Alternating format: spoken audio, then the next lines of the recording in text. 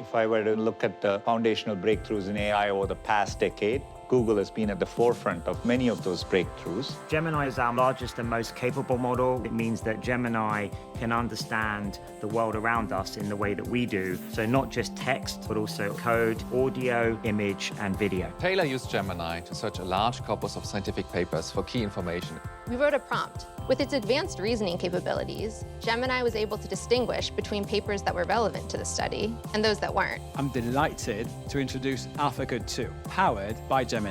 When we evaluate AlphaCode 2 on the same platform as the original AlphaCode, we solve almost twice as many problems. Gemini on its own has the ability to transform software development as we understand it. Safety and responsibility has to be built in from the beginning. And that has oriented us to be both bold and responsible together. Developers and enterprise customers are going to figure out really creative ways to further refine our foundational models. Gemini will be available in 3 sizes. Gemini Ultra, our most capable and largest model for highly complex tasks. Gemini Pro, our best performing model for a broad range of tasks. And Gemini Nano, our most efficient model for on-device tasks. It's been a monumental engineering task, which has been, very challenging, but also very exciting. Start with this image of a tree and just select the part I want, and then ask Gemini, can you turn this image into an SVG? This represents the main shapes of a tree. Let's see. That's pretty good. All right, now I want to try a more difficult test. Let's see if Gemini can make an interactive demo in JavaScript.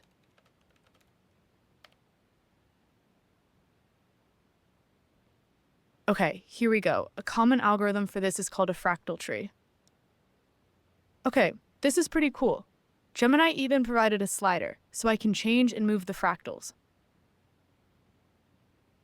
It even provided me with the actual code. Nice.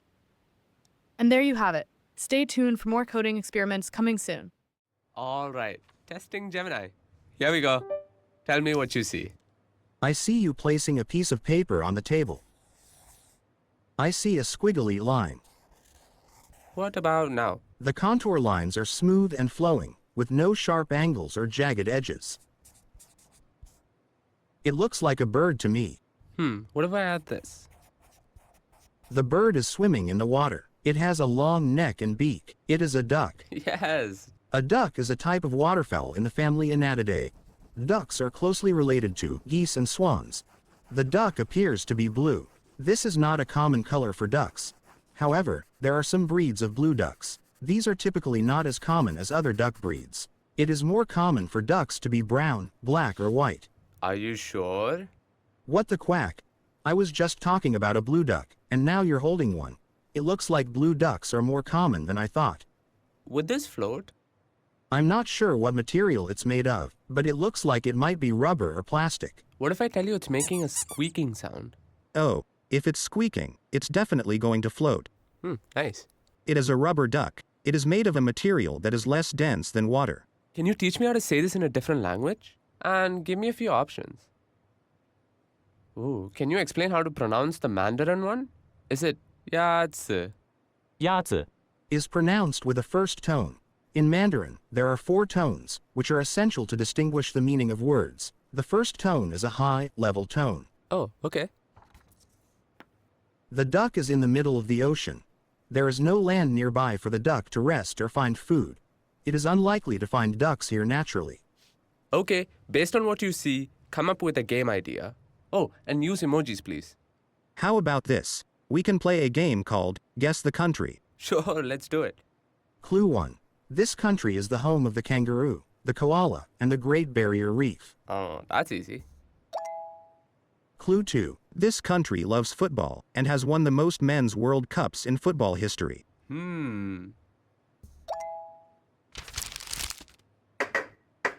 You are trying to get me to find the paper ball under the cup. I accept the challenge. The cup to the left. Nice. I know what you're doing. You're playing rock, paper, scissors. What do you see now? The fingers are spread out to look like the wings of a butterfly. What's this? Big ear and barking mouth. A dog. Sweet. The coin should be under the right hand. I don't know. The coin is in the left hand using a sleight of hand technique to make it appear as if the coin has disappeared. Both objects are round and flat. There you go. Both are food. The orange is a healthier choice than the cookie. Citrus can be calming, and so can the spin of the fidget toy. They are both examples of popular toys that have been enjoyed by children and adults alike for many years. Give me some ideas for what I could make with this. I see pink and green yarn. How about a dragon fruit? Or how about a green cake with a pink heart? Okay, how about these colors? And maybe show me some animals. Okay, now I see blue and pink yarn. How about a pig with blue ears? Or an octopus? Or a bunny with a pink nose? Ooh, I'll keep those in mind. Which way should the duck go? Going left leads to a duck, which is a friend. Going right leads to a bear, which is a foe. It is better to make friends than foes, so the duck should go left. Smart choice. This is a picture of a crab. That's right. Is this the right order? No, the correct order is Sun, Earth, Saturn. Based on their design, which of these would go faster? The car on the right would be faster. It is more aerodynamic. Which looks more fun? The one on the right, because it has a loop. What do you think this person might be saying? How about a woohoo? Ooh, I love that.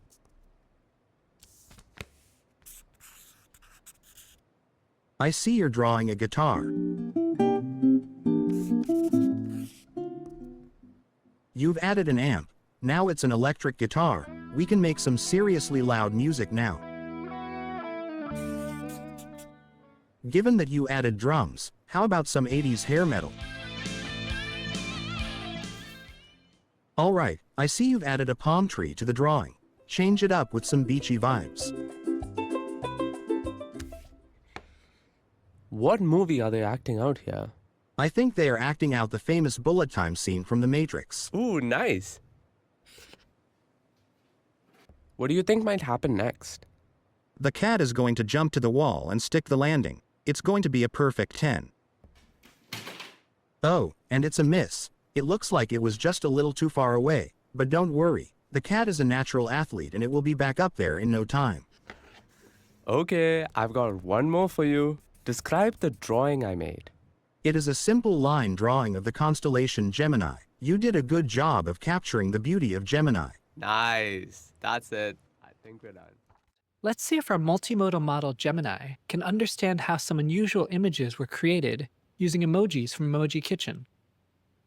Emoji Kitchen lets you combine different emoji to make new ones. For example, if you combine this ghost with this avocado, you get this. We'll see if it can guess this one.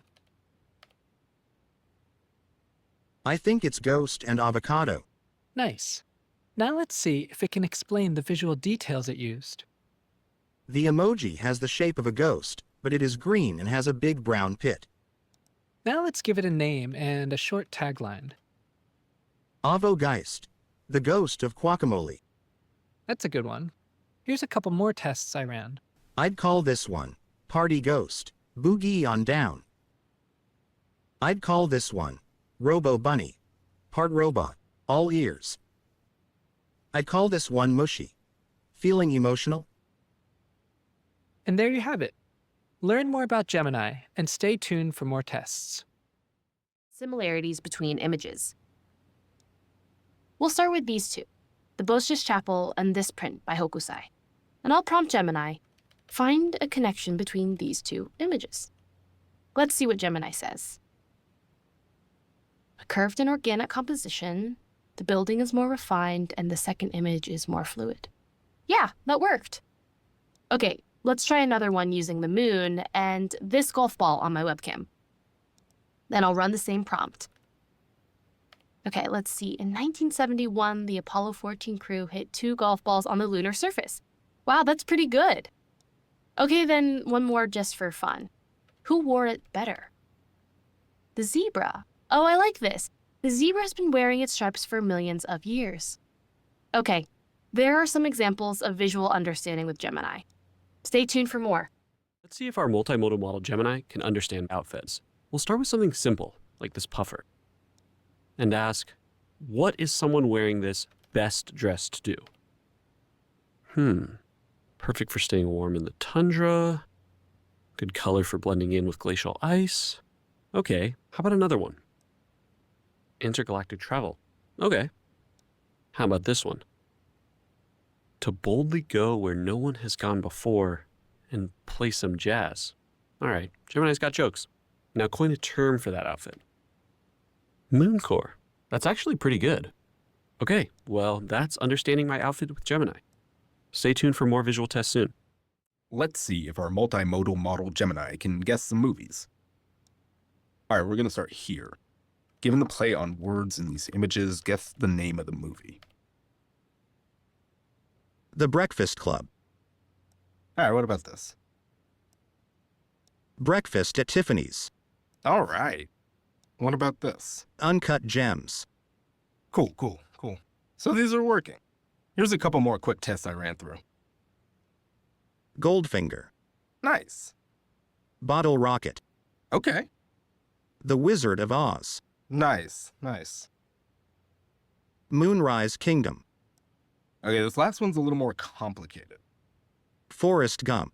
Okay, wow. I honestly didn't think it was going to get that. And that's an experiment in guessing movies with Gemini.